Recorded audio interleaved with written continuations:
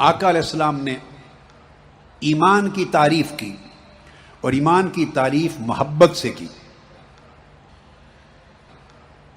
ایمان کی تعریف کی اور ایمان محبت کو قرار دیا. یہ بات سمجھنے والی. ایمان محبت کو قرار دیا. متفق علیہ حدیث ہے. آقا علیہ السلام نے فرمایا لا یؤمن احدکم حتی اکون احب الیہ من والدہ وولدہ والناس اجمعین. احدکم فرمایا تم میں سے کوئی ایک شخص بھی ایمان والا نہیں ہو سکتا. ایک شخص بھی صاحب ایمان نہیں ہو سکتا جب تک وہ اپنے ماں باپ سے، اپنی اولاد سے اور دنیا کے تمام انسانوں سے بڑھ کر مجھ سے محبت نہ کرے. پھر دوسری حدیث میں یہ صحیح مسلم کے لفظ ہیں، وہاں فرمایا لا یؤمن عبد، اور ایک اور روایت میں فرمایا لا یؤمن الرجل. لا یؤمن الرجل کہ کوئی بندہ اور کوئی شخص ایمان والا نہیں ہو سکتا جب تک حتی اکون احب الیہ من اہلہ و مالہ والناس اجمعین، یہاں تک کہ میری محبت اس کی ساری محبتوں سے بڑھ نہ جائے. خاندان کی محبت، بیوی بچوں کی محبت، مال و دولت کی محبت اور کل رشتوں کی اور انسانوں کی محبت. اس وقت تک کوئی ایک شخص فرمایا صاحب ایمان نہیں ہو سکتا. پھر آقا علیہ السلام نے فرمایا لا یؤمن احدکم حتی یکون اللہ ورسولہ احب الیہ مما سواہما. کوئی شخص ایمان والا نہیں ہو سکتا جب تک اللہ اور رسول کی دونوں کی محبت ہر شے کی محبت سے بڑھ نہ جائے. اور یہ فرما کر آخر پہ پھر فرمایا، پھر اپنی ذات پر ارتکاز کیا. اپنی ذات پر فرمایا ولا یؤمن احدکم حتی اکون احب الیہ من ولدہ ووالدہ والناس اجمعین. امام احمد بن حنبل نے روایت کیا. اللہ اور اس کے رسول سے محبت کی محبت ہر محبت سے بڑھ نہ جائے. اور پھر اسی حدیث کا اختتام کرتے ہوئے آقا نے فرمایا کہ میری محبت ہر شے کی محبت پہ غالب نہ آ جائے. تو گویا اللہ کی محبت بھی رسول پاک کی محبت کے اندر معصور کر دی. اللہ کی محبت بھی آقا علیہ السلام کی محبت میں شامل کر دی. تو حضور سے محبت ہوئی تو وہ خدا کی محبت بھی ہوئی.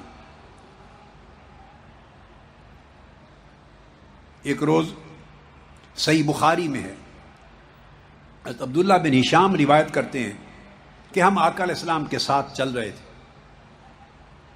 آقا علیہ السلام نے سیدنا عمر کا ہاتھ پکڑا ہوا اپنے ہاتھ سے. آقا علیہ السلام نے حضرت عمر کا ہاتھ پکڑا ہوا.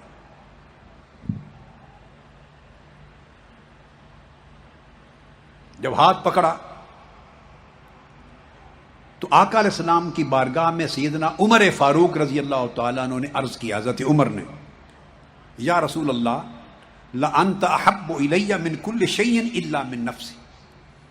وہ سچے لوگ تھے، سچے، جھوٹی بات نہیں کرتے تھے، دکھلاوا نہیں کرتے تھے. عرض کیا یا رسول اللہ مجھے آپ سے اتنی محبت ہے کہ کائنات کی ہر شے سے آپ زیادہ محبوب ہیں، ہر شے سے سوائے میری اپنی جان کے. اندازہ کر لیں. عرض کیا کہ ہر شے سے بڑھ کر محبت ہے مجھے سوائے میری جان کے. جب یہ عرض کیا کہ میری جان سے ابھی آپ کی محبت بڑی نہیں، تو آقا علیہ السلام نے فرمایا فقال النبی لا. آقا علیہ السلام نے فرمایا عمر نہیں، پھر ابھی ایمان مکمل نہیں ہوا. لا، اس درجے کی محبت قبول نہیں. فرمایا لا والذی نفسی بیدہ حتی اکون احب الیک من نفسک. اس رب کی قسم جس کے قبضہ قدرت میں میری جان ہے، جب تک میں تجھے تمہاری جان سے بھی زیادہ محبوب نہ ہو جاؤں اس وقت تک ایمان نہیں ہو سکتا. جب آپ نے یہ کلمہ فرمایا تو آپ کی زبان مبارک سے اس کلمہ کے نکلنے کی دیر تھی کہ آپ کی حالت بدل گئی. اس ایک جملے سے حالت بدل گئی. فقال له عمر فإنه الآن. عرض کیا یا رسول اللہ اب حالت بدل گئی ہے، آپ کے ایک جملے نے وہ اثر کیا ہے کہ اب میری جان بھی پیچھے رہ گئی ہے، آپ مجھے جان سے بھی زیادہ محبوب، واللہ لانت احب الی من نفسی، اب آپ مجھے اپنی جان سے بھی زیادہ محبوب ہیں۔ فقال النبی صلی اللہ علیہ وسلم الان یا عمر، آقا نے فرمایا عمر اب تمہارا ایمان کامل ہوا۔ اب آپ اندازہ کر لیں کہ جان کی محبت کتنی عزیز ہوتی ہے، جان کی۔ تو معیار ایمان کا یہ ہے کہ اگر جان کی محبت بھی آقا علیہ السلام کی محبت سے زیادہ ہوئی یا برابر ہوئی تو آقا علیہ السلام نے قبول نہیں کیا، فرمایا نہیں عمر اس طرح ایمان نہیں ہوگا۔ ایمان کی شرط یہ ہے، ایمان یہ ہے کہ جان کی محبت بھی نیچے رہ جائے محبت رسول سے، آقا علیہ السلام کی محبت ہر شے سے بڑھ جائے۔ اور پھر اس محبت کے لیے اگر یہ خیال ہو کہ آقا علیہ السلام کی عظمت کا عقیدہ رکھنا یہ محبت ہے تو نہیں، حضور علیہ السلام کی عظمت کا عقیدہ تو سیدنا فاروق اعظم کا تھا۔ نماز روزہ حج زکوٰۃ کا نام محبت ہو تو نہیں، نماز روزہ حج زکوٰۃ سیدنا عمر فاروق سے بڑھ کر کس کی ہوگی؟ فرائض واجبات اور سنتیں ادا کرنا، عمل کرنا، نیک کام کرنا، اگر ان کا نام محبت ہو تو سیدنا فاروق اعظم سے بڑھ کر فرائض واجبات عبادات اور معاملات کس کے تھے؟ وہ سب کچھ تھا، سب کچھ تھا، لیکن اعمال کی بحث ہی نہیں آئی۔ آقا علیہ السلام نے یہ پیمانہ ہی نہیں رکھا، فرمایا یہ سارے اعمال مظاہر ہیں، محبت کو ثابت کرنے کے ثبوت ہیں، لوازمات ہیں، تقاضے ہیں، شرائط ہیں، موجبات ہیں، مکملات ہیں، یہ سارے تقاضے۔ یہ محبت فی نفس ہی محبت نہیں، جب محبت کی بات ہوگی تو دیکھا جائے گا کہ اپنی جان سے کتنی محبت ہے، پوچھا جائے گا اپنے والدین سے کتنی محبت ہے، بیوی بچوں سے کتنی محبت ہے، اولاد اور نسل سے کتنی محبت ہے، گھر بار سے کتنی محبت ہے، تجارت و کاروبار سے کتنی محبت ہے، مال و دولت سے کتنی محبت ہے، اپنی زندگی زندہ رہنے سے کتنی محبت ہے۔ ادھر موت دکھا دی جائے، ادھر زندگی دکھا دی جائے، پتہ چلتا ہے کہ زندگی سے کتنی محبت ہے۔ فرمایا ان ساری محبتوں میں غور کرو، ان ساری محبتوں کی کیفیتوں کو دیکھو، جائزہ لو ڈوب کر، جب تمہیں سمجھ آ جائے کہ زندگی سے کتنی محبت ہے، اولاد سے کتنی محبت ہے، اور جب اس محبت کی تپش، اس کا ولولہ، اس کی کیفیت کو سمجھ لو، پھر موازنہ کرو کہ میری محبت ان کے مقابلے میں کم ہے یا زیادہ ہے۔ آفیشیل یوٹیوب چینل کو سبسکرائب کریں اور بیل آئیکن کلک کریں۔ بسم اللہ الرحمن الرحیم۔ اب جب درود پاک پڑھتے ہیں تو درود پاک کا ایک زندگی پہ اثر بھی تو ہونا چاہیے۔ بولیے، زندگی بھی درود پاک کے تابع گزرنی چاہیے، نہیں یہ بات ہے؟ وہ ذکر کیا ہے جو صرف زبان سے لب ہلیں، ایسے جیسے تسبیح کا دانہ ہلے اور زبان کے لب ہلیں، اور اگر وہ من میں نہیں جاتا اور من پہ اثر نہیں کرتا تو وہ تب بھی قبول ہوگا مگر برکات اور ثمرات کم ہوں گے۔ یاد رکھ لیں، صرف جو درود پاک زبان ہلا کے پڑھتا ہے نا، تسبیح کا دانہ گراتا ہے یا نہیں گراتا، لب ہلاتا ہے مگر پڑھتا ہے الفاظ درود پاک کے، اس کا بھی قبول ہوتا ہے۔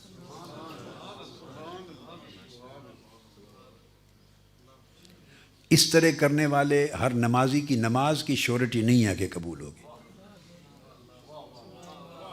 کہ جو کھڑا ہو گیا مصلی پر لب ہلا کے پڑھ رہا ہے، معلوم نہیں قبول ہو، اللہ کی مرضی۔ آپ سمجھے ہیں نا، درود پاک ایک ایسا ذکر ہے کہ جس نے لب ہلا کے بھی پڑھ دیا اور بہت نیچے نہیں بھی اترا، اس کا بھی قبول ہوگا، اس کا بھی بولیے قبول ہوگا۔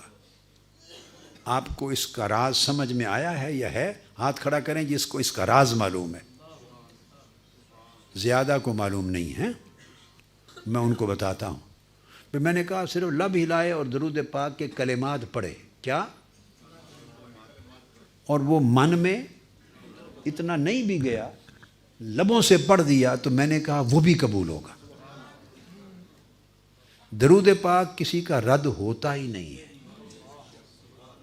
باقی ہر عبادت رد ہو سکتی ہے۔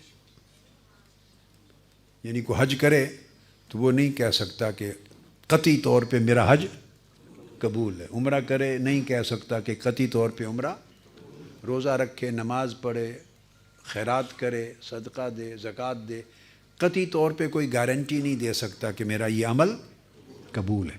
صرف ایک عمل ہے درود پاک، یہ جو پڑھے وہ گارنٹی ہے اس کی کہ قبول ہے۔ اب اس کا راز سمجھنا چاہتے ہیں آپ؟ بولیے۔ بڑا آسان ایک راز بتا دیتا ہوں، باقی اس کے علاوہ بھی بہت بڑے بڑے راز ہیں، بہت راز ہیں، مگر ایک سادہ سا راز جو آپ کو ایک سیکنڈ میں سمجھ آ جائے گا اور بھولے گا نہیں۔ وہ کیا کہ یہ رد ہوتا ہی نہیں کہ آپ پڑھیں درود پاک، اللہم صلی علی سیدنا مولانا محمد۔ اب پہلے لفظ کیا ہیں؟ پھر اونچی آواز سے پڑھیں، صلی علی سیدنا و مولانا محمد۔ یہ درود پاک شروع ہوتا ہے کہ اے اللہ تو ہمارے آقا و مولا حضرت محمد پہ درود پڑھ۔ یہ درود پاک کے پہلے الفاظ کیا ہیں؟ اللہم، اے اللہ۔ آپ یہ نہیں کہتے کہ میں درود پڑھتا ہوں، کیا آپ یہ نہیں کہتے کہ حضور علیہ السلام پر میں درود پڑھتا ہوں یا ہم درود پڑھ، یہ نہیں کہتے۔ نماز میں کہتے ہیں ایاک نعبد، ہم عبادت کرتے ہیں تیری۔ نماز میں کہتے ہیں اے اللہ ہم تیری عبادت کرتے ہیں، وہاں ہم ہیں، وہاں ہم تیری عبادت کرتے ہیں، نماز میں کہتے ہیں۔ مگر درود پاک میں اللہ پاک نے آپ کو، میں کو، ہم کو، تم کو، ساروں کو نکال دیا۔ درود پاک میں اللہ تعالیٰ نے میں کو، تو کو، ہم کو، تم کو، سب کو نکال دیا ہے۔ آپ سارے درود پاک میں اول سے آخر تک پڑھے، ایک لفظ بھی ایسا نہیں جس میں میں اور ہم اور تم آئے، ایک لفظ بھی ایسا نہیں جس میں میں آئے۔ تو یہ جو عمل رد ہوتے ہیں وہ رد ہی میں کی وجہ سے ہوتے ہیں۔ آپ سمجھے؟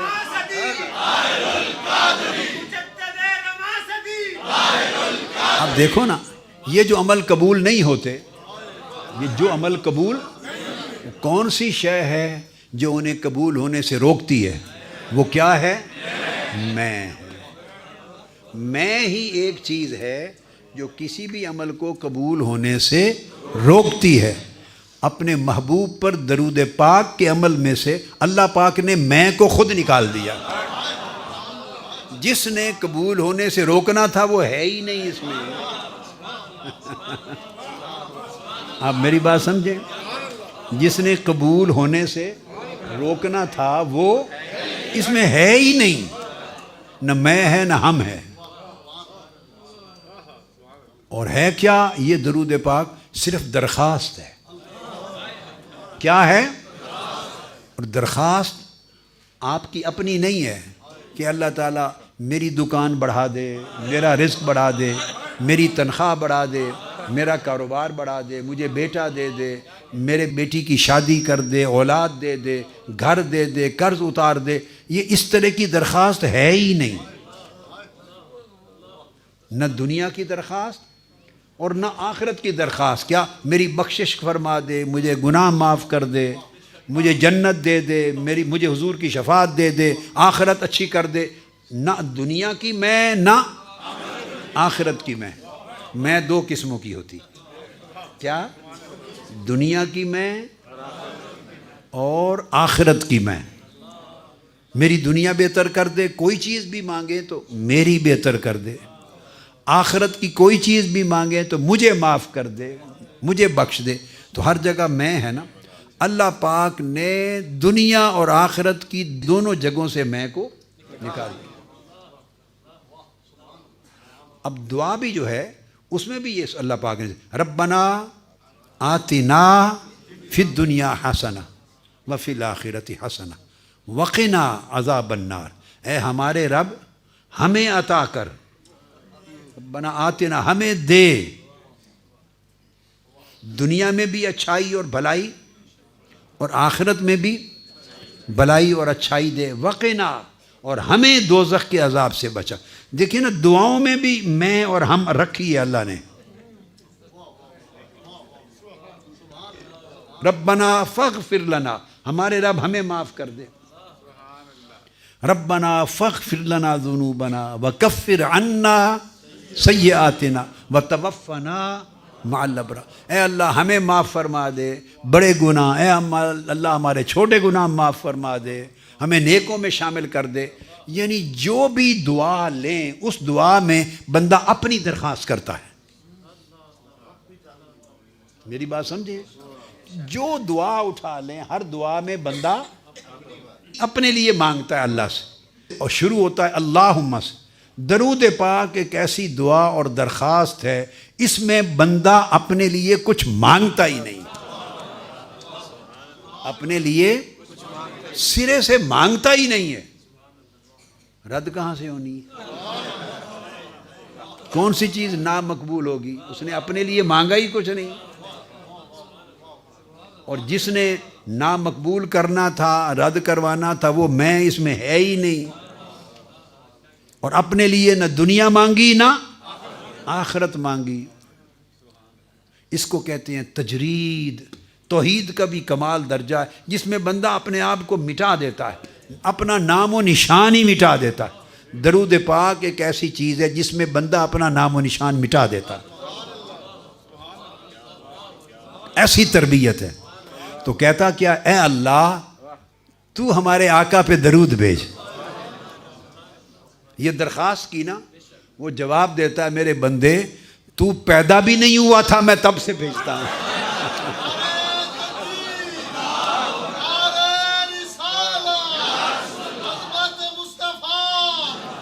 تو جب بھی درخواست کرتے ہیں اللہ قبول کرتا ہے، میں بھیجتا ہوں محبوب پہ درود، آپ کی درخواست قبول ہوتی ہے۔ اب وہ ذات دیکھتی ہے اور آقا علیہ السلام کی ذات بھی دیکھتی ہے کہ یہ میرے بندے نے باقی تو ساری زندگی اور ہر روز صبح و شام ہر نماز کے اندر بھی اور باہر سب دعائیں کی اپنے لیے، یہ ایک دعا میرے امتی نے ایسی کی جس میں اس کے اپنے لیے کوئی مانگا ہی نہیں، اس نے میرے بلندی درجات کی، میرے اوپر درود بھیجنے کی درخواست کی، تو وہ بھی راضی آقا بھی راضی۔ اس لیے میرا دل کہتا ہے کہ اس التزام کو کرنے والے اور دائماً اس میں شریک ہونے والے، اس نسبت سے اور اس کو جاری رکھنے والے جنت میں اللہ پاک کی بارگاہ کی مجلس دیدار میں ضرور شریک ہوں گے انشاءاللہ تعالی۔ تو جو اپنے لیے نہیں مانگتا اور صرف آقا کے لیے مانگتا ہے، آپ کو اندازہ ہی نہیں اس کو آقا کتنا دیتے ہیں، اس کو اور اللہ کتنا دیتا ہے۔ چلو وما علینا الا البلاغ۔ آفیشیل یوٹیوب چینل کو سبسکرائب کریں اور بیل آئیکن کلک کریں۔ بیزار ہو کر دینی تعلیمات اور ہدایات سے کراہیت کی بنیاد پہ اسلام چھوڑ کے واپس آ گیا ہو، اس کا جواب دیا نہیں۔ اس مضمون کو بڑی تفصیل سے کل ہم نے پچھلی نشست میں مکمل کر لیا تھا۔ آج اس سے اگلے سوال سے اپنی گفتگو شروع کر رہے ہیں۔ پھر قیصر روم نے پوچھا اور ابو سفیان بیان کر رہے ہیں، قالا کہ اس نے مجھ سے پوچھا، فَهَلْ كُنْتُمْ تَتَّهِمُونَهُ بِالْكَذِبِ قَبْلَ أَنْ يَقُولَ مَا قَالَ۔ اب یہ بتاؤ کہ انہوں نے جب یہ دعوی نبوت کیا تو اس نئے میسج کو تمہارے سامنے رکھنے سے پہلے ان کی پوری زندگی گزری ہے، کیا اس سے قبل تم لوگوں نے ان پر جھوٹ کا کوئی الزام لگایا تھا؟ قلت لا، میں نے کہا کہ نہیں، ان کی پوری زندگی میں ہم میں سے کسی نے ان پر جھوٹ کا الزام نہیں لگایا تھا۔ یہ بھی توجہ طلب ہے، سوال اور جواب۔ قیصر روم نے یہ نہیں پوچھا کہ اس دعوی نبوت سے پہلے معاذ اللہ انہوں نے کبھی جھوٹ بولا تھا؟ نہیں، یہ چیز ان کویسچن ہی نہیں ہے، اس لیے کہ وہ دعوی نبوت کیا ہے اور انہوں نے اس قیصر روم کو اسلام میں داخل ہونے کی دعوت بھیجی ہے، اور اس کو پتہ ہے کہ ایک سلسلہ انبیاء ہے جو ہزاروں لاکھوں سالوں کی انسانی تاریخ میں چلا آ رہا ہے۔ اس کو یہ بھی پتہ ہے کہ اگر کوئی اللہ کا سچا نبی ہے تو وہ کبھی جھوٹ نہیں بول سکتا، اس لیے یہ چیز ان کویسچن نہیں۔ اس نے ان سے پوچھا ہے، قریش مکہ کے وفد سے اور ابو سفیان سے، یہ بتاؤ کہ اب تم اس کے دعوے کو غلط کہتے ہو، اس کو جھوٹا ثابت کرنے کی کوشش کر رہے ہو، یہ الزام جو تم اب لگا رہے ہو، کیا اس دعوی نبوت سے پہلے بھی ان کی زندگی میں تم نے یہ الزام ان پر کبھی لگایا تھا؟ اس کا جواب دیا نہیں۔ اس کا مطلب یہ ہے کہ وہ ویریفائی کر رہا ہے کہ اس دعوی نبوت سے تو تمہاری دشمنی شروع ہو گئی، تمہارا اختلاف شروع ہو گیا، تم ڈینائل پر آ گئے، ریجیکشن پر آ گئے، ان کے دعوے کو مسترد کرتے ہوئے، اور ان کی اس دعوی نبوت کے ساتھ تمہاری عداوت جب شروع ہو گئی تو تم حالت جنگ میں، ذہنی طور پہ حالت جنگ میں منتقل ہو گئے۔ اب ان کے دعوے کو رد کرنے کے لیے، لوگوں کو ان کے دین میں داخل ہونے سے روکنے کے لیے، ان کی دعوت کے پھیلاؤ کو روکنے کے لیے تم سے جو کچھ ہو سکے گا تم کہو گے، الزام لگاؤ گے، طرح طرح کے ٹائٹل انہیں غلط قسم کے دو گے، کریکٹر اسیسینیشن بھی سوسائٹیز کرتی ہیں، ہر وہ طریقہ اختیار کرو گے جس سے لوگ بیزار ہو جائیں اور قریب نہ آئیں۔ لہٰذا یہ چیز جب ایک آدمی آپ کے خلاف ایک دعوت لے کے کھڑا ہو جاتا ہے اور آپ کے مفادات کو ایک تھریٹ ہو جاتا ہے اور آپ کے خلاف ایک نئی فکر کے ساتھ سوسائٹی میں داخل ہو جاتا ہے، جس سے آپ کے نظام کو، آپ کے مفادات کو، آپ کی سیادت اور قیادت کو، آپ کی سلطنت کو، آپ کی اجارہ داری کو، اس پورے نظام کو ایک خطرہ، ایک تھریٹ لائق ہو جاتا ہے۔ اس وقت سوچیں بدل جاتی ہیں، زاویہ نگاہ بدل جاتا ہے، خیالات بدل جاتے ہیں، طرح طرح کے الزام تراشیاں، تہمتیں آدمی ایجاد کرتا ہے اور اس کی دعوت کو مختلف رنگ دینے کی کوشش کرتا ہے۔ لہٰذا اس حدیث کے یہ الفاظ بتاتے ہیں کہ جب دعوت آ جائے، کوئی آدمی کھڑا ہو جائے اپنا میسج لے کر سوسائٹی میں، ایک نئی تحریک کا، ایک نئے مشن کا، ایک نئے فکر کو انٹروڈیوس کروا دے اور لوگ بڑے بڑے طاقتور مؤثر طبقات مخالف ہو جائیں، تو اس وقت وہ کیا کہتے ہیں اس کے بارے میں یہ امیٹیریل ہے۔ یہ بات بڑی اہم ہے۔ ہر دور کا ایک میڈیا ہوتا ہے، ہر دور کا نشر و اشاعت کے ہر دور میں چینل ہوتے ہیں، گوسپ کرنے والے لوگ ہوتے ہیں، ہر دور میں گپیں کرنے والے، چوکوں پہ، گلیوں پر، چوراہوں پر، گلی کوچوں میں، بازاروں میں ارد گرد بیٹھ کر اس کے بارے میں سوسائٹی میں باتیں چھوڑ دینا، یہ سب کچھ ہوتا ہے۔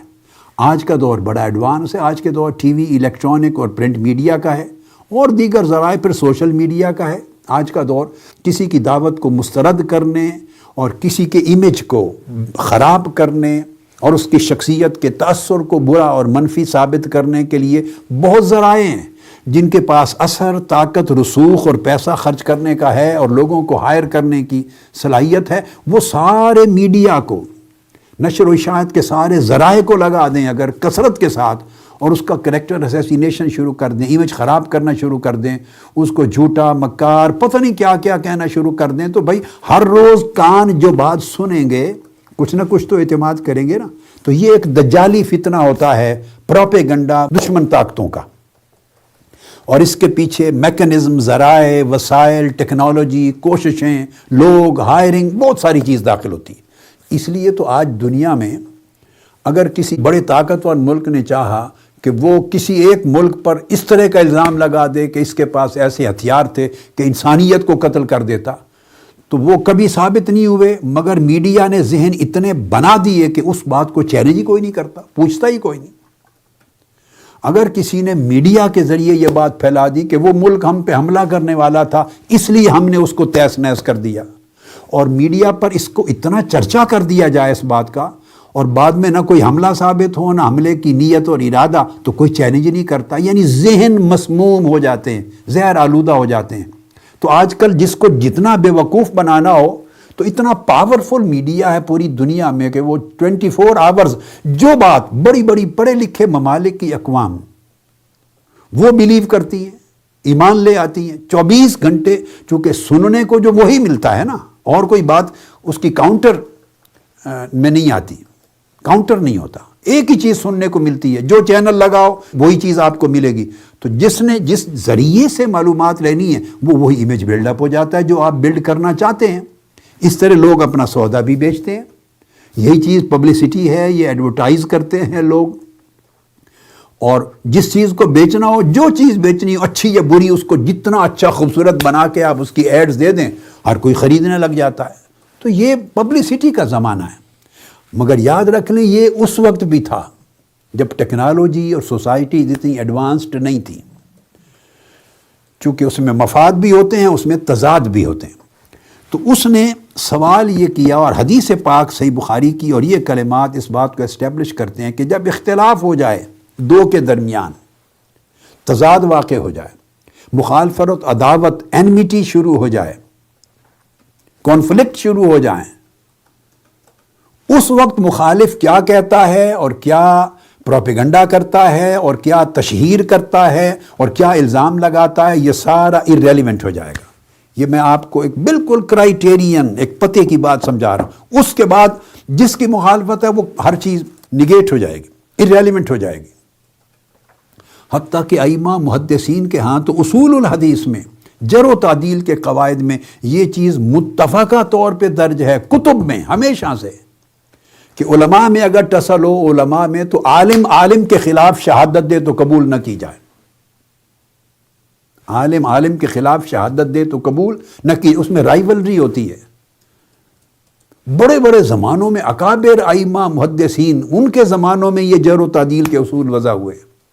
اصول الحدیث کی میری ایک کتاب ہے القواعد المہمہ فی الجرح والتعدیل عند الائمہ، القواعد المہمہ، یہ عربی میں ہے، اردو ترجمہ اس کا آ جائے گا۔ اس کے اندر میں نے چیپٹرز بنائے ہیں، یہ تمام چیزیں تفصیل سے درج کی ہیں۔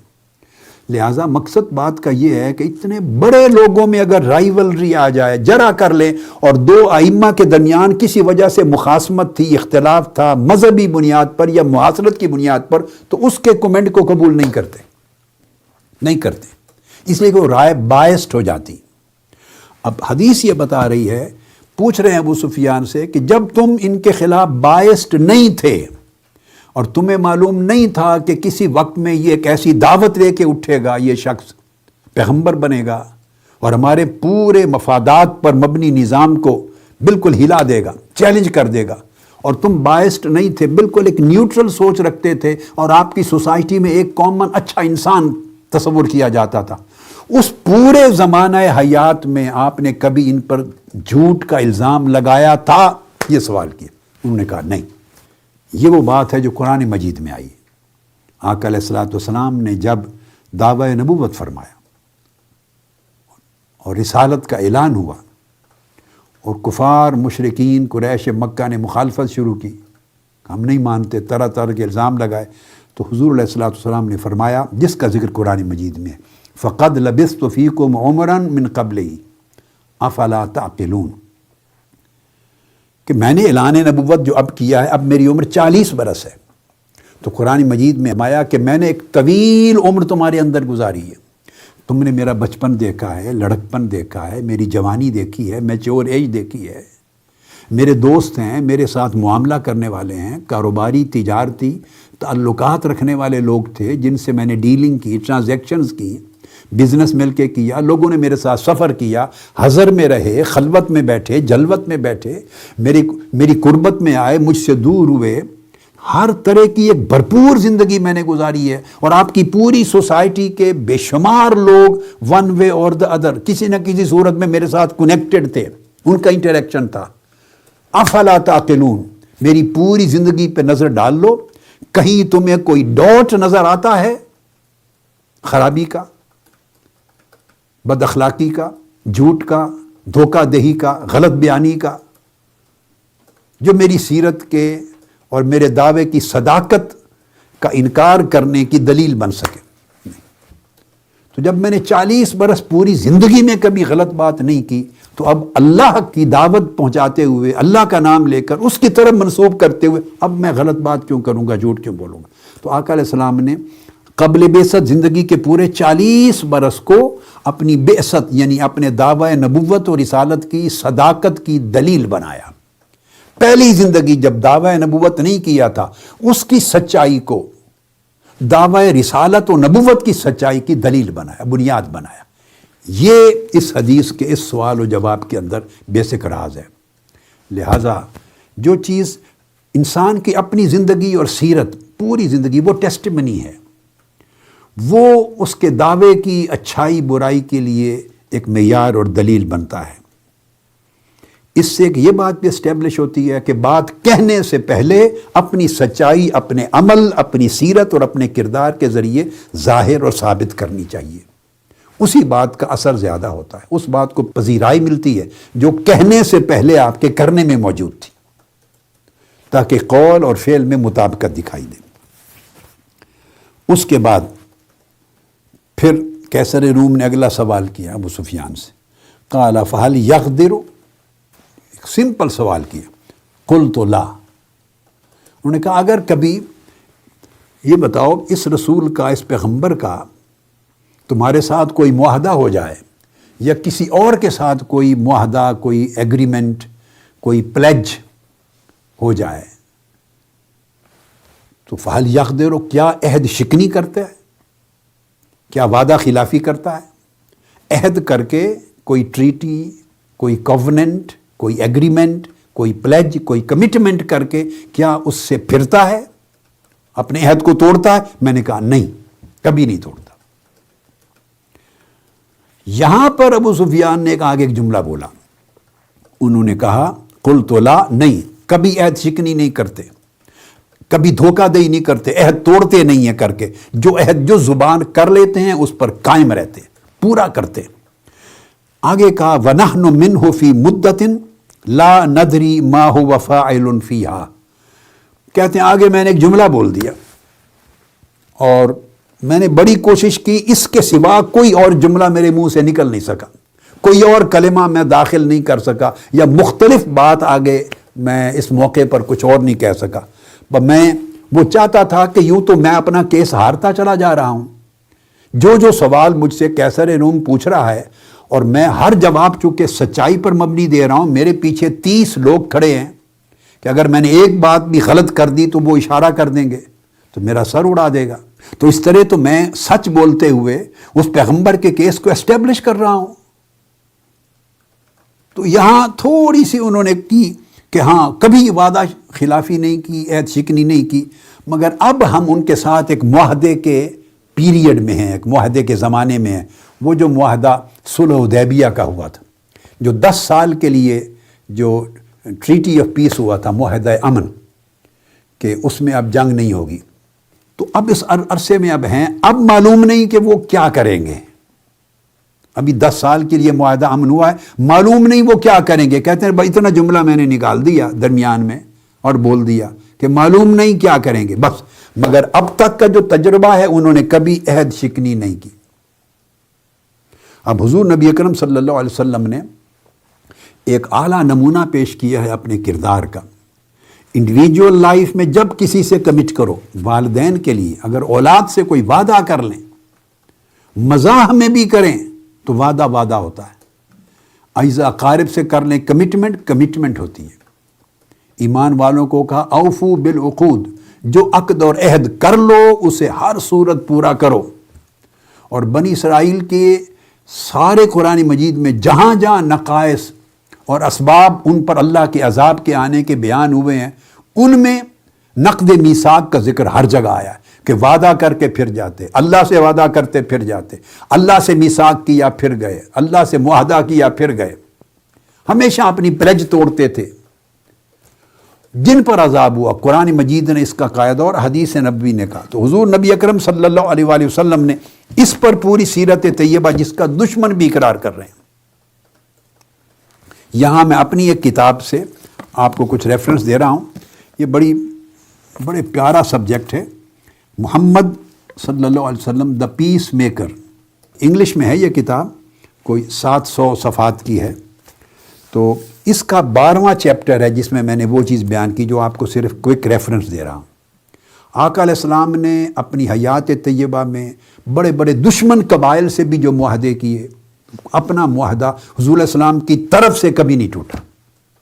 حتیٰ کہ قرآن مجید میں آپ سورہ انفال کو دیکھیں، سورہ توبہ کو دیکھیں، قرآن مجید کی دیگر سور کو دیکھیں، وہ کفار و مشرکین مکہ، قریش مکہ جنہوں نے قتال کیا، بار بار مدینہ پہ چڑھائی کی، حملے کیے، لوگوں کو شہید کیا، ان کا امن برباد کیا، وہاں سے لوگوں کو نکال دیا، معاہدہ کر کے توڑا، حتیٰ کہ یہی حدیبیہ کا جو ٹریٹی تھا اس کو توڑا، لوگوں کو قتل کیا، معصوم قبائل کا خون بہایا، سب کچھ کیا. مگر اس میں بھی قرآن مجید کی آیات ساتھ ہی ساتھ اترتی تھیں، باوجود اس کے کہ انہوں نے بڑی تباہی کر دی، معاہدے توڑ دیے. مگر ان میں اگر کوئی ایک آدھ قبیلہ بھی ایسا ہے جس نے معاہدہ نہیں توڑا اور وہ اپنے معاہدے کی ٹرمز پر قائم ہے، سو اس معاہدے کی ٹرم پورے ہونے تک مسلمانوں تم اپنے معاہدے پر قائم رہو، تمام شرائط کو پورا کرو. یعنی اگر ایک شخص ہوتا یا ایک قبیلہ ہوتا اور پورا ماحول جنگ کا ریسٹور ہو گیا ہوتا، جنگ بحال ہو گئی ہوتی، اس میں ایک قبیلہ بھی اگر الگ ہو گیا ہے اور اس نے حملہ آور جنگجوؤں کا ساتھ نہیں دیا اور وہ اپنے معاہدے پر قائم رہنا چاہتا ہے، تو قرآن نے جا بجا اصول دیا کہ ان دشمن کافر مشرک قبائل کے ساتھ بھی معاہدے کو پورا کرو، توڑنے کی اجازت نہیں. اور ایک شخص کے ساتھ ہو تب بھی توڑنے کی اجازت نہیں. ایک شخص حضور علیہ السلام کے پاس آیا، اس نے قرض دینا تھا.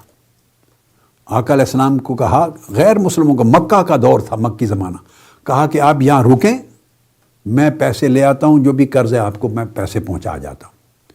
تو حضور علیہ السلام نے اسے وعدہ فرما لیا، ٹھیک ہے میں یہیں کھڑا ہوں، تم لے آؤ. اور وہ واپس گھر جا کے مکہ جا کے بھول گیا، 3 دن تک نہیں آیا. چونکہ آقا علیہ السلام نے فرما دیا تھا کہ میں کھڑا ہوں یہاں تمہارے انتظار میں. 3 دن وہیں کھڑے رہے. 3 دن کے بعد وہ شخص آیا اور اس نے آ کے معذرت کی کہ میں بھول گیا تھا. آقا علیہ السلام نے کوئی ایک جملہ بھی رنج و ملال کا نہیں فرمایا، سوائے اس جملے کے کہ تم نے مجھے بہت مشقت میں مبتلا کی. بس وعدہ جس سے کر لیتے اس کو آقا علیہ السلام نے کبھی نہیں توڑا. محدثین کا طریق یہ تھا کہ کسی سے روایت لینے گئے،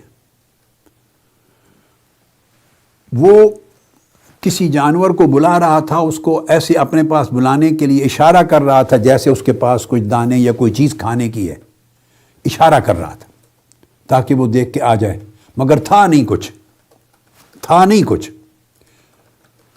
وہ محدث جو امام تھے، حدیث کی روایت لینے گئے تھے، وہیں سے پلٹ آئے. اس نے کہا جو ایک جانور کو دھوکہ دے سکتا ہے وہ اس قابل نہیں کہ اس سے حدیث رسول کی روایت لی جائے. یعنی اس کے پاس کچھ نہیں مگر امپریشن یہ دے رہا ہے کہ میرے پاس تمہارے کھانے کو ہے، گویا اس کو دھوکہ دے رہا ہے. تو جو شخص جانور کو بھی دھوکہ دیتا ہے اس سے بھی حدیث رسول کی روایت نہیں لیتے. یہ معیار ہے امانت اور صداقت کا.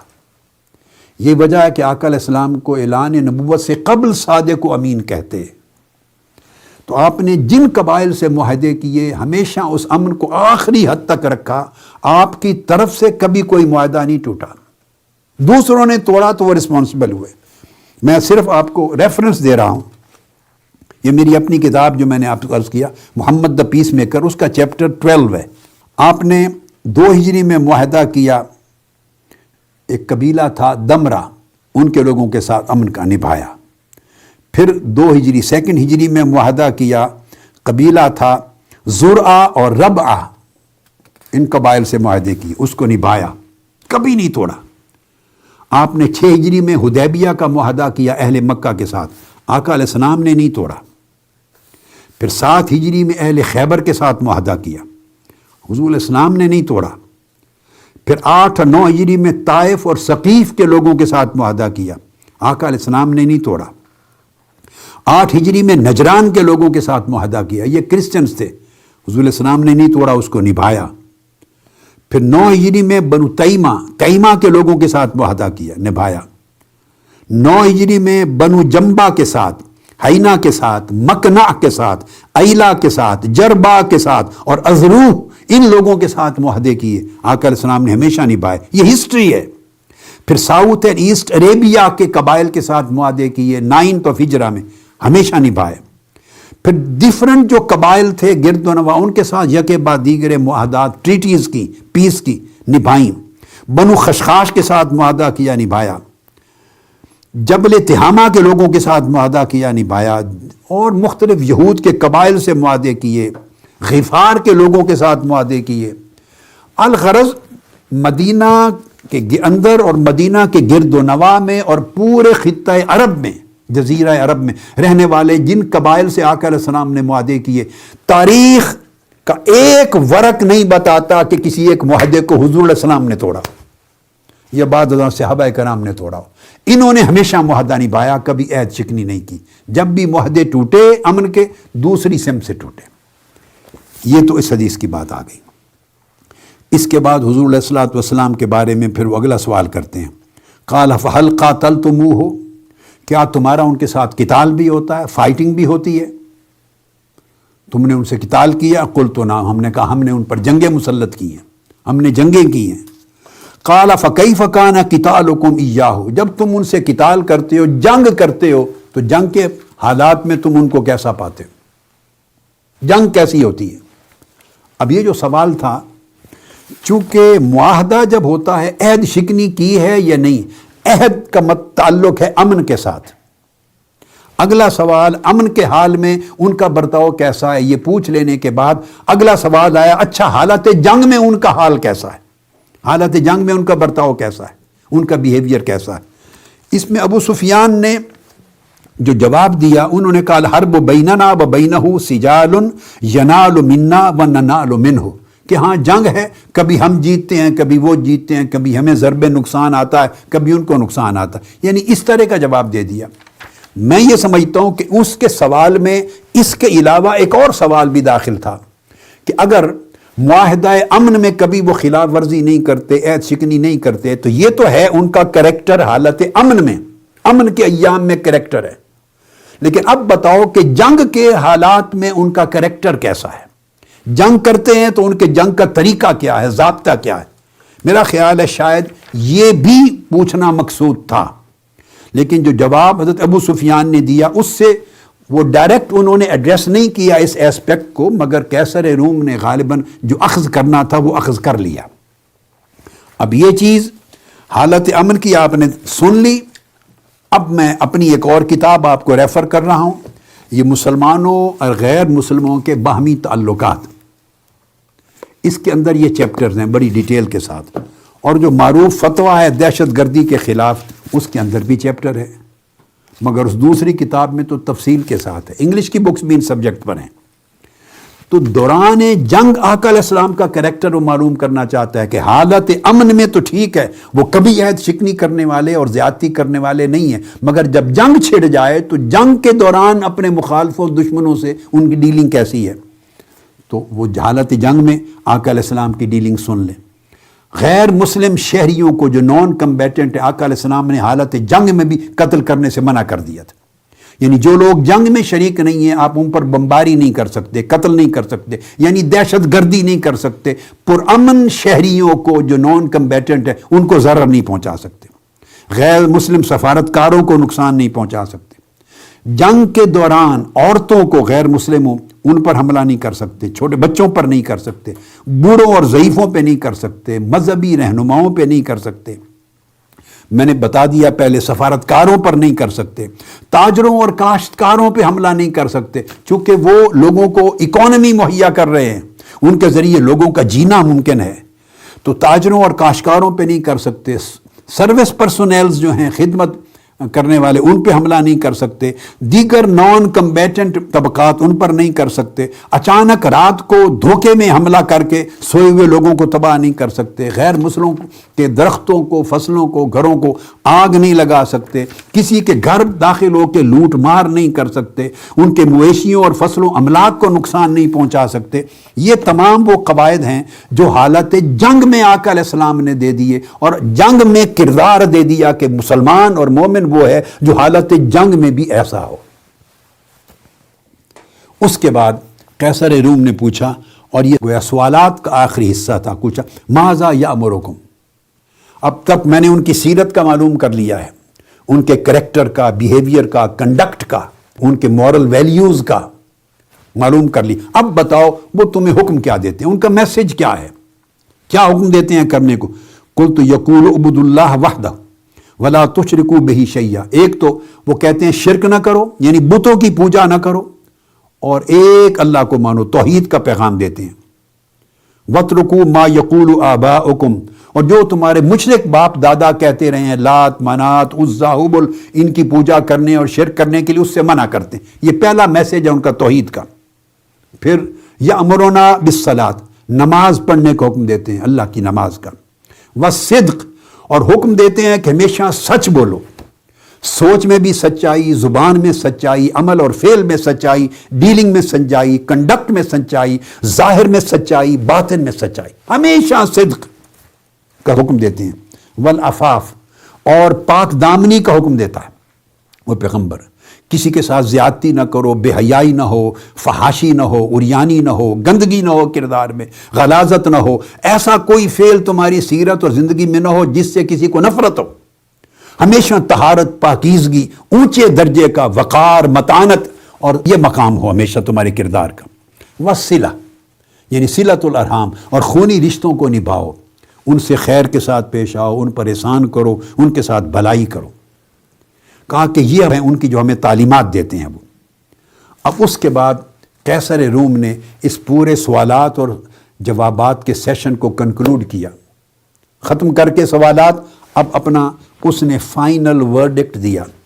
پہلے انالیسس کیا، انالیسس کرتے ہوئے اس نے وہ تمام سوالات کو دہرایا اور ابو سفیان کے دیے ہوئے جوابات کو دہرایا، اور جوابات دہرا کر پھر اس میں چند نقطے جو میں اس وقت کوٹ کرنا چاہتا ہوں، باقی تو وہ چیزیں ہیں جو پہلے بیان ہو چکی ہیں۔ ایک ایک اس کا سوال بیان کیا کہ میں نے تم سے یہ پوچھا اور تم نے یہ کہا، انبیاء ایسے ہی ہوتے ہیں۔ میں نے تم سے یہ پوچھا، تم نے جواب میں یہ کہا، انبیاء اور رسول ایسے ہی ہوتے ہیں۔ میں نے تم سے پھر یہ سوال کیا، تم نے یہ جواب دیا، سو انبیاء اور رسول ایسے ہی ہوتے ہیں۔ وہ اس طرح ہر چیز کو اب ویریفائی کرتا چلا گیا، ٹیسٹیفائی کرتا چلا گیا۔ انبیاء اور رسول کی تاریخ کے مطابق آقا علیہ السلام کی سیرت طیبہ کو سامنے رکھ کر ان کے جوابات کی روشنی میں آقا کی نبوت اور رسالت کے حق اور سچ ہونے کو اسٹیبلش کرتا چلا گیا۔ اس کے اندر اس نے یہ کہا، میں نے تم سے پوچھا کہ تمہارا ان پر یہ الزام تو نہیں تھا کہ جھوٹ بولتا ہے پہلے؟ تم نے کہا نہیں۔ مطلب یہ تھا کہ جو لوگوں سے جھوٹ نہیں بولتا وہ اللہ کے بارے میں جھوٹ کیسے بول سکتا ہے؟ آگے یہ کہا اسے، فقد اعرف انہ لم یکن لیظہر الکذب علی الناس ویکذب علی اللہ۔ جو لوگوں کے ساتھ گفتگو کرتے ہوئے جھوٹ نہیں بولتا تو وہ اللہ کے ساتھ، اللہ کے معاملے میں جھوٹ کیسے بول سکتا ہے؟ ایک یہ نقطہ بڑا خوب بیان کیا۔ پھر اس طرح وہ بتاتے رہے کہ انبیاء کی پیروی کمزور کرتے رہے ہیں، اور یہ کہ کوئی لوگ جو داخل ہوتے ہیں متنفر ہو کے واپس نہیں آتے۔ انبیاء کی دعوت اتنی ہی پیاری ہوتی ہے، رفتہ رفتہ بڑھ رہے ہیں، ایمان اسی طرح گریجولی بڑھتا ہے حتیٰ کہ اپنے مقام پر جا پہنچتا ہے، اور ایمان کی جو بشاشت ہے اور لذت و حلاوت دلوں سے جب مختلط مل جاتی ہے تو پھر بندہ متنفر نہیں ہوتا۔ میرے پوچھنے پر تم نے کہا کبھی اے چکنی نہیں کی، انبیاء ایسے ہی ہوتے ہیں، کبھی اے چکنی نہیں کرتے، اور یہ ساری تعلیمات تم نے بیان کی کہ وہ یہ دیتا ہے۔ اس نے کہا سن لو، فَإِنْ كَانَ مَا تَقُولُ حَقًّا، ابو سفیان اور اے لشکر قریش، جو کچھ تم نے کہا ہے میرے سوالات کے جواب میں اگر یہ سب کچھ حق ہے، فَسَيَمْلِكُ مَوْضِعَ قَدَمَيَّ هَاتَيْنِ، تو سن لو جہاں میں بیٹھا ہوں، سلطنت روم، رومن امپائر، اس جگہ تک ان قریب ان کی سلطنت پہنچ جائے گی۔ وہ دنیا کو فتح کریں گے اور ان کا جو پیغام حق ہے وہ ہر جگہ چھا جائے گا، اور یہ رومن امپائر تک جہاں میں بیٹھا ہوں یہ بھی ان کی سلطنت میں آ جائے گا۔ اور پھر اس نے کہا وَقَدْ كُنْتُ أَعْلَمُ أَنَّهُ خَارِجٌ، مجھے علم تھا کہ ایسا پیغمبر ابھی مبعوث ہونے والا ہے، کیونکہ ہماری کتابوں میں ہے، اور اس دربار میں ان کے رہبان اور ان کے احبار اور ان کے بڑے بڑے نامور علماء بھی کھڑے تھے جو ہر وقت صبح و شام کتابیں پڑھ پڑھ کے پرانے انبیاء کی بتاتے تھے، جو بھی تعلیمات ان کے پاس رہ گئی تھی اور وہ بتاتے تھے کہ ایک پیغمبر اس شان کے ساتھ آنے والے. اس نے کہا مجھے علم تھا کہ ایک پیغمبر عنقریب آنے والے ہیں.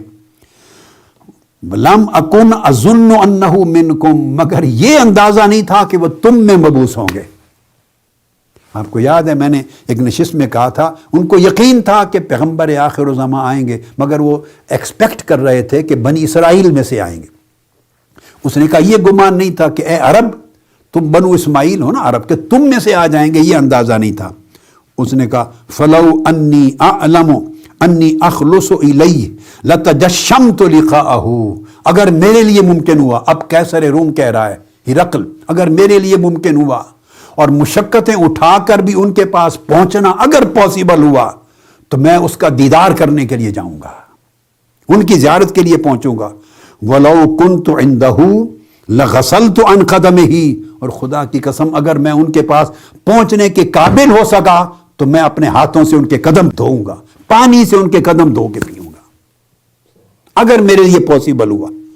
یعنی آقا علیہ السلام کی سیرت طیبہ کا یہ انالیسس دیکھ کر وہ جو بادشاہ تھا رومن امپائر کا، پورے کانسٹینٹینوپل اور پورے رومن امپائر کا ہیڈ تھا، اس نے یہ تبصرہ کیا اور اس کا دل بدل بھی گیا.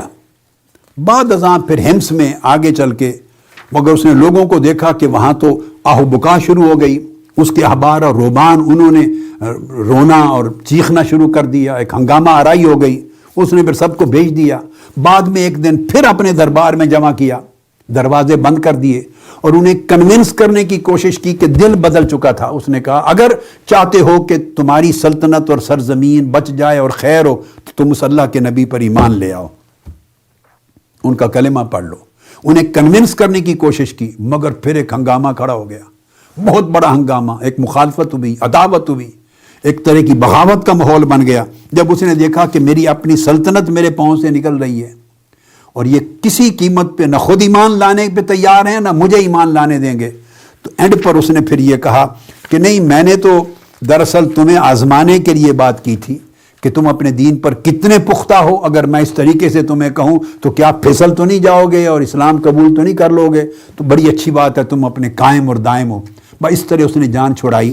اینڈ کیا ہوا کہ سلطنت پہ بیٹھے ہوئے اسے ادراک اور معرفت ہو گئی تھی کہ سچے رسول ہیں، ان کی دعوت صحیح ہے اور یہی پیغمبر آخر الزماں ہیں. ایمان لانے کی ایفرٹ بھی کی، لوگوں کو کنونس کرنے کی بھی کوشش کی، مگر جب دیکھا بغاوت ہو جائے گی، اور بغاوت کا مطلب کیا ہے؟ میری سلطنت چلی جائے گی، میرا تخت چلا جائے گا، میری حکومت چلی جائے گی، تو پھر پردہ ڈال کے کسی طریقے سے حکمت سے جان چھوڑائی اور ایمان نہیں لایا.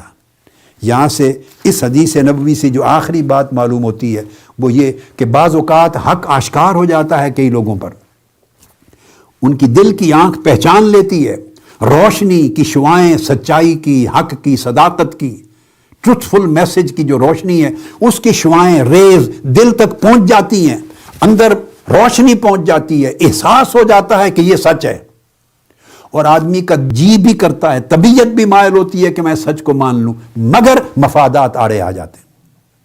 یہ صحیح بخاری کی 7ویں حدیث سب سے بڑی دلیل ہے.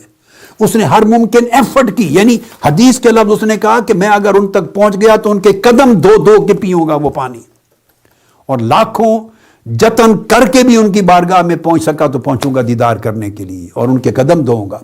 اور پھر کنونس کرنے کی کوشش کی کہ ایمان لے آؤ، اس میں خیر ہے سب کی. مگر جب دیکھا کہ بغاوت ہو رہی ہے، اب سلطنت جا رہی ہے، تو ادھر وہ ایک ادراک تھا، سچائی کا ادراک، آقا علیہ السلام کی صداقت کا ادراک، اس نور نبوت کی شعاؤں کا تھوڑا تھوڑا ادراک ہو گیا تھا. چونکہ پھر اس مجلس کے بعد اس نے پہ حضرت دہیہ کلبی کو بلایا اور کہا کہ اب پڑھ کے سناؤ کہ خط کیا بھیجا ہے میری طرف. اسی حدیث میں آتا ہے اس کے بعد انہوں نے پھر آقا علیہ السلام کا لکھا ہوا خط جو دعوت اسلام کا تھا وہ پڑھ کے سنایا. اس کے بعد میں اگلی بات آپ کو بتا چکا ہوں. مگر جب دیکھا کہ اگر میں ایمان لاتا ہوں تو بغاوت ہو جائے گی، میری سلطنت چلی جائے گی، میں کیسر روم نہیں رہوں گا، اس وقت ورلڈ کی سپریم پاور ہے، اس کا ہیڈ ہوں، اتنی سلطنت، اتنا مال، اتنی دولت، اتنے وسائل، اتنے ذخائر، اتنے ممالک، لاکھوں کروڑوں کی تعداد میں لوگ میرے تابع، یہ جو جاہ و حشمت ہے، جب ایک طرف وہ آئی اور ادھر وہ ایمان کی جو تھوڑی سی روشنی آئی تھی، صداقت کی ایک پہچان آئی تھی، خیر کا ایک تھوڑا سا جھونکا آیا تھا، وہ اتنا کمزور ہوتا ہے کہ اس کے مقابلے میں مفادات بہت بڑے طاقتور پہاڑ کی طرح کھڑے ہو جاتے ہیں۔ وہ عقیدت، وہ محبت، وہ رغبت سچائی کی طرف، وہ میلان اندر، وہ اپنی جگہ آتا ہے، من میں روشنی آتی ہے تھوڑی تھوڑی، مگر وہ اٹ سیلف اتنی ابھی کمزور ہوتی ہے کہ وہ مفادات کا مقابلہ نہیں کر سکتی، خوف و خطرات کا مقابلہ نہیں کر سکتی۔ وہ جو دنیاوی جن مفادات کے ساتھ پورا اس کا نظام قائم ہے، عزت اور شان اور شوکت، اور لوگ سجدہ ریز ہوتے ہیں، اور اس کو وہ وسائل ہیں، وہ ذرائع ہیں، وہ زندگی کی آسائشیں ہیں، وہ اتنی بڑی مفادات اتنے بڑے ہیں کہ وہ اتنے طاقتور ہوتے ہیں، اور یہ جو قوت ایمان کی تھوڑی سی داخل یہ کمزور ہوتی ہے، یہ دیے کی طرح شمع ہوتی ہے ٹمٹماتی، لہٰذا وہ مفادات کے جھونکے اس کو بجھا دیتے ہیں۔ ایسا زندگی میں اکثر ہوتا ہے۔ یہ واقعہ کربلا سوائے اس کے اور کیا ہے؟ کیا یزید کو اور ابن زیاد کو اور اس کے لشکریوں کو اور اس کی فوج کو اور اہل کوفہ کو اور اہل دمشق کو یہ معلوم نہیں کہ جن کا سر قلم کر کے نیزے پہ چڑھا رہے ہیں وہ کون ہیں؟ وہ تاجدار کائنات کے شہزادے ہیں، جن کو آقا علیہ السلام نے فرمایا تھا میں حسین سے ہوں، حسین مجھ سے ہے۔ انہیں معلوم نہیں جن کو جنتی جوانوں کا سردار فرمایا تھا۔ کیا کیا ارشادات کس کو معلوم نہیں تھے؟ پھر ان کی شہزادیاں، پھر آقا علیہ الصلوۃ والسلام کی نواسیاں، پھر آپ کا خانوادہ، آپ کی اہل بیت، سارا کچھ معلوم ہے۔ پھر ان کا تقویٰ، ان کی طہارت، ان کی امامت، ان کا تقدس، ان کی برکتیں، ان کی کرامتیں، ان کا سراپا ہدایت ہونا، منبع ہدایت ہونا انسانیت کے لیے، کیا کچھ معلوم نہیں تھا۔ مگر کوئی نکلا، کوفہ قریب ہے، کوئی نکلا ان کو بچانے کے لیے۔ دمشق میں کوئی ان کے سروں کو نیزے پہ لٹکتا ہوا دیکھ کر دمشق کے لوگ نکلے یزید کے خلاف بغاوت کرنے کے لیے۔ کافرہ اہل بیت کے ساتھ ملے، 1,00,000-2,00,000 لوگ مل کے یزید کے تخت کو الٹ دیتے، ابن زیاد کے تخت کو الٹ دیتے، سلطنت کو ختم کر دیتے، مگر نہیں۔ دلوں کے اندر سب کو رنج بھی ہوا ہوگا، ملال بھی ہوا ہوگا، اس پہ شرمساری بھی ہوئی ہوگی، آپ کی صداقت اور طہارت اور تقدس اور پرہیزگاری اور عظمت اس کا احساس اور ادراک بھی تھا۔ مگر یہ جو احساسات ہوتے ہیں سچائی کے، بھلائی کے، نیکی کے، تقوی کے، ایمان سے متعلق، یہ اٹ سیلف کمزور ہوتے ہیں، چونکہ انہوں نے طویل زمانہ آقا علیہ السلام کی بارگاہ میں صحبت پا کے ابو بکر تو نہیں بنے ہوتے، وہ عمر کے درجے پہ تو نہیں پہنچے ہوتے، وہ عثمان و علی تو نہیں بنے ہوئے ہوتے، وہ جلیل القدر صحابہ کرام جنہوں نے ہجرتیں کی، جان و مال لٹا دیا آقا علیہ السلام کے لیے، غزوہ بدر میں گئے، احد میں گئے، خندق میں گئے، جانیں قربان کر دی، مال قربان کر دیا، رشتہ دار کاروبار قربان کر دیے۔ وہ ایک گریجولی وہ ارتقا ہوتا ہے، گریجولی وہ جو روشنی آہستہ آہستہ داخل ہوتی ہے وہ تھوڑی تھوڑی بڑھتی رہتی ہے، صحبت کا تیل ملتا ہے، صحبت کا فیض ملتا ہے، وہ بڑھتے بڑھتے روشنی بنتی ہے، پھر وہ سورج بن جاتا ہے، چاند بن جاتا ہے، جب پورا من چمک اٹھتا ہے، پھر اس میں استقامت ملتی ہے، اس میں تقویٰ، پرہیزگاری، پھر دنیا کی بالکل حیثیت ختم ہو جاتی ہے نگاہ میں، آخرت اپنے سامنے اجاگر آتی ہے، اور اللہ کی رضا کے مقابلے میں دنیا کا کوئی مفاد ایک رتی برابر حیثیت نہیں رکھتا۔ جب رفتہ رفتہ ایمان مضبوط ہوتا ہوتا استقامت کا پہاڑ بن جاتا ہے اور بے خوف و خطر ہو جاتا ہے مومن، الا ان اولیاء اللہ لا خوف علیہم ولا هم یحزنون، جب اس مرتبے تک پہنچتے ہیں تو یہ اپنا ٹائم لیتا ہے، یہ پروسیس ہے، اس میں ریاضت ہے، مجاہدہ ہے، ایثار ہے، قربانی ہے، اعمال صالحہ ہیں، خیرات ہیں، حسنات ہیں، صحبت ہیں، برکات ہیں، ٹائم ٹیکنگ پروسیس ہیں، بڑا وقت لگتا ہے۔ اگر تسلسل رہے، ہر چیز میں تسلسل رہے اور من ڈگمگانے نہ پائے، کیونکہ دوسری طرف خطرات ہیں۔ زین للناس حب الشہوات من النساء والبنین والقناطیر المقنطرۃ من الذهب والفضہ، ادھر شہوتیں ہیں، ادھر دنیا کی رغبتیں ہیں، ادھر چاہتے ہیں، ادھر مفادات ہیں، خواہشیں ہیں، اور ان کو اللہ پاک نے فرمایا کہ میں نے مزین کر دیا ہے، مزین، بڑا پسندیدہ کر دیا ہے، ان کو ڈیکوریٹ کر دیا ہے، اٹریکٹیو بنا دیا ہے، وہ طبیعت کو لبھاتی ہیں اور وہ بڑی طاقتور ہیں۔ پھر ان کے پیچھے شیطان کی بھی طاقت ہے، اس بدبخت کی، پھر نفس کی بھی طاقت ہے، پھر دنیا کی چکا چوند کی بھی طاقت ہے، تو وہ پہاڑ ہیں، فولادی قوتیں ہیں جو لرزا دیتے ہیں انسان کے ایمان کی کیفیت کو۔ ادھر ایمان کے مضبوط کرنے کے لیے آج کے دور میں یہ میرا میسج آج کی اس حدیث کی، چونکہ اگلی نشست سے کتاب الایمان شروع ہو رہی، یہ میسج ہے آج کے دور میں ایمان کی شمع کو وہ ٹمٹماتی ہوئی نہ چھوڑو. ہم لوگ اسی پر اکتفا کر لیتے, مطمئن ہو جاتے ہیں. نماز پڑھنے کی توفیق ہے, مطمئن ہو جاتے ہیں, شاید بڑا دین مضبوط ہو گیا ہمارا. روزہ رکھ لیا, اطمینان ہو جاتا ہے. حج عمرہ کر لیا, اطمینان ہو جاتا ہے. بھئی یہ اعمال اٹ سیلف وہ زمین کے اندر جڑیں مضبوط نہیں کر سکتے. ان جڑوں کو مضبوط کرنے کے لیے اور بہت سی ریاضات چاہیے. صدق اور اخلاص کی قوت چاہیے, اللہ پہ توکل کی قوت چاہیے, اللہ کی رضا اور تسلیم کی قوت چاہیے, اور سب سے بڑھ کر اتنی تربیت کرو کہ آخرت جو ہے وہ دنیا کے مقابلے میں زیادہ عزیز ہو جائے. جب دنیا اور آخرت, اول تو کیفیت یہ ہے کہ دنیا اونچی ہے, اس کی رغبت, اس کی شہوت, اس کی خواہش اونچی, اور دنیا کے بینیفٹس ہیں, دنیا کی فیسلٹیز ہیں, دنیا کے پلیئرز ہیں, دنیا کی کمفرٹس ہیں, یہ ساری چیزیں ہیں, اور یہ نفس کو, طبیعت کو لبھاتی ہیں.